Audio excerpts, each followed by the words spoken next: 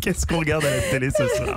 Dans mon escarcelle des programmes à voir ce week-end, 2 conseils. Le premier est un documentaire qui mêle culture, évasion et histoire. Arte diffuse samedi soir Orient Express, le voyage d'une légende à 20h55, 1h30 à bord de ce train extraordinaire, inauguré en octobre 1883 et créé par un Belge, Georges Nagelmakers, fondateur de la compagnie internationale des wagons-lits. Alors, à travers ce voyage, c'est aussi un voyage entre l'Occident et l'Orient. L'Orient Express est devenu un symbole de puissance, un lieu de bataille politique. C'est dans un des wagons que fut signé notamment l'armistice du 22 juin 1940, un train immortalisé par Agatha Christie et qui attirait, écoutez bien, tous les people de l'époque, comme le raconte le journaliste et historien Jean Descartes. Une clientèle va prendre l'habitude de voyager à bord pour donner ses rendez-vous, pour montrer sa puissance ou sa fortune. Il y a des gens d'ailleurs qui vont faire une partie du trajet quelquefois pour donner un déjeuner ou un dîner.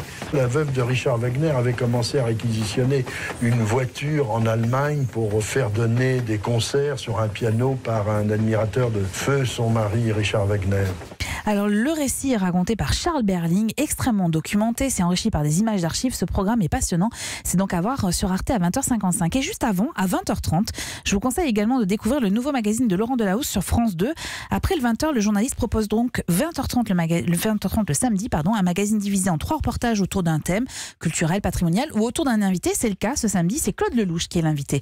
L'occasion de revenir sur sa carrière et notamment sur un court-métrage, je ne sais pas si vous l'avez vu, vous pouvez le voir sur internet, ça s'appelle C'était un rendez-vous, ça dure 10 minutes. En 1976, Lelouch traverse la capitale à bord de sa Mercedes sans s'arrêter. Voilà.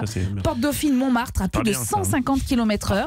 Et bien justement, ça lui vaut une convocation chez le préfet. Enfin, j'ai été convoqué par le préfet de police de l'époque et qui m'a fait venir dans son bureau en me disant: écoutez, vous avez mis au début de ce film que le film avait été fait sans aucun trucage ni aucune accélération. Oui. Donc les 18 feux rouges sont des vrais feux rouges. Je dis oui. Les stops aussi, oui.